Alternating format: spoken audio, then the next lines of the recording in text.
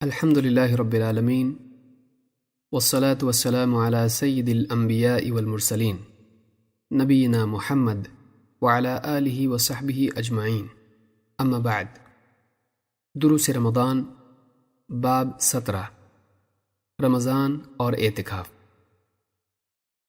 رمضان کے آخری عشرے کا ایک اہم ترین عمل اعتکاف ہے۔ لغت میں اعتکاف کسی عمل یا کسی جگہ پر جمے رہنے کو کہتے ہیں، اور شریعت میں اعتکاف یہ ہے کہ ایک آدمی عبادت کی غرض سے مسجد میں ٹکا رہے۔ اعتکاف رمضان کے آخری عشرے میں کرنا سنت ہے۔ اعتکاف جامع مسجد میں کیا جانا چاہیے، یعنی ایسی مسجد میں جہاں 5 نمازوں کے ساتھ ساتھ جمعہ کا بھی اہتمام کیا جاتا ہو۔ اعتکاف میں تمام برائیوں اور فضول کاموں سے بچتے ہوئے سب سے کٹ کر مسجد کے ایک حصے کو لازم پکڑ کر وہیں عبادت میں مصروف رہنا چاہیے۔ اعتکاف میں بیٹھنے والا شخص اگر واقعی ضرورت کے بغیر مسجد سے باہر نکل آئے تو اعتکاف ختم ہو جاتا ہے، حتیٰ کہ جنازے کی نماز کے لیے باہر نکلنا بھی اعتکاف کو ختم کر دیتا ہے۔ ہاں، اگر وہ پیشاب پاخانہ اور جنابت کے غسل کے لیے باہر نکلے تو کوئی حرج نہیں۔ اعتکاف کی فضیلت اتنی زیادہ ہے کہ اللہ تعالیٰ نے ابراہیم علیہ السلام اور ان کے بیٹے اسماعیل علیہ السلام دونوں کو حکم دیا کہ وہ اعتکاف کرنے والوں کے لیے اللہ کے گھر یعنی مسجد حرام کو پاک صاف رکھیں۔ اللہ تعالیٰ نے فرمایا وَعَهِدْنَا إِلَىٰ إِبْرَاهِيمَ وَإِسْمَاعِيلَ أَن طَهِّرَا بَيْتِيَ لِلطَّائِفِينَ وَالْعَاكِفِينَ وَالرُّكَّعِ السُّجُودِ، اور ہم نے ابراہیم اور اسماعیل علیہ السلام کو حکم دیا کہ تم میرے گھر کو طواف کرنے والوں اور اعتکاف کرنے والوں اور رکوع اور سجدے کرنے والوں کے لیے پاک صاف کرو۔ سورۃ البقرہ آیت نمبر 125۔ اس سے معلوم ہوتا ہے کہ اعتکاف کتنی عظیم عبادت ہے، اور یہ بھی معلوم ہوتا ہے کہ اعتکاف کرنے والا کتنا قابل احترام ہے۔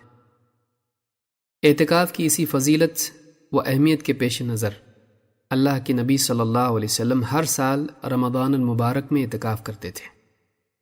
یہ اعتکاف رمضان کے آخری عشرے میں ہوا کرتا اور 10 دنوں کا ہوتا تھا۔ ابو ہریرہ رضی اللہ تعالیٰ عنہ فرماتے ہیں کہ اللہ کے نبی صلی اللہ علیہ وسلم ہر رمضان میں 10 دنوں کا اعتکاف کرتے تھے، لیکن جس سال آپ کی وفات ہوئی اس سال آپ نے 20 دنوں کا اعتکاف کیا۔ اس حدیث کو امام بخاری نے روایت کیا ہے۔ اس سے معلوم ہوتا ہے کہ رمضان کے آخری عشرے کا اعتکاف نبی کریم صلی اللہ علیہ وسلم کی دائمی سنت ہے، لیکن اسی حدیث سے یہ بھی معلوم ہوتا ہے کہ زندگی کے آخری رمضان میں آپ نے 20 دنوں کا اعتکاف کیا، تو اس کی حکمت مسند احمد ہی کی ایک حدیث سے معلوم ہوتی ہے۔ حضرت انس رضی اللہ تعالیٰ عنہ فرماتے ہیں کہ نبی صلی اللہ علیہ وسلم کی عادت مبارکہ یہ تھی کہ رمضان میں مقیم ہوتے تو 10 دنوں کا اعتکاف کرتے، اور اگر سفر کرتے تو اگلے سال 20 دن کا اعتکاف کرتے، گویا یہ پچھلے سال کے چھوٹے ہوئے اعتکاف کی بھرپائی ہوتی۔ ابن قیم رحمہ اللہ فرماتے ہیں نبی صلی اللہ علیہ وسلم نے ایک مرتبہ رمضان کے پہلے عشرے کا اعتکاف کیا، پھر درمیانی عشرے کا، پھر آپ پر یہ بات واضح ہوئی کہ لیلۃ القدر آخری عشرے میں ہے، تو آپ نے اسی پر مداومت کی یہاں تک کہ آپ اپنے رب سے جا ملے۔ دنیا کے مشاغل انسان کے قلب کو اللہ کے ماں سوا میں مشغول کر کے غافل کر دیتے ہیں۔ غفلت قساوت پیدا کرتی ہے، اور قساوت معصیت تک لے جاتی ہے۔ اعتکاف کا مقصد بندے کو تمام مشاغل سے کاٹ کر اللہ سے جوڑنا ہے۔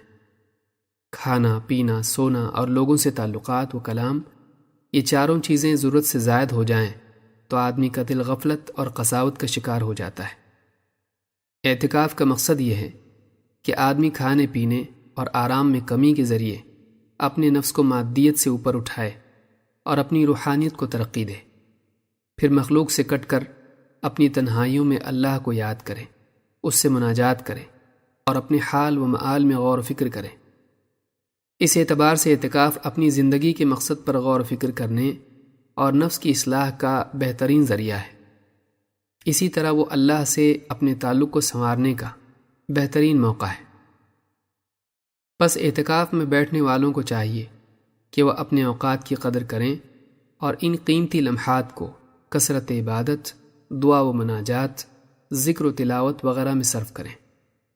اس کے برعکس اعتکاف میں عبادات کی بجائے محض آرام میں لگے رہنا ہرگز مناسب نہیں۔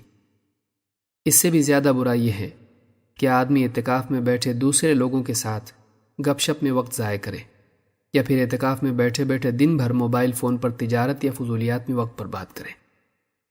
عقل مند آدمی وہ ہے جو آخرت کی تجارت کے موقع کو دنیا کی تجارت میں پھنس کر برباد نہ کرے۔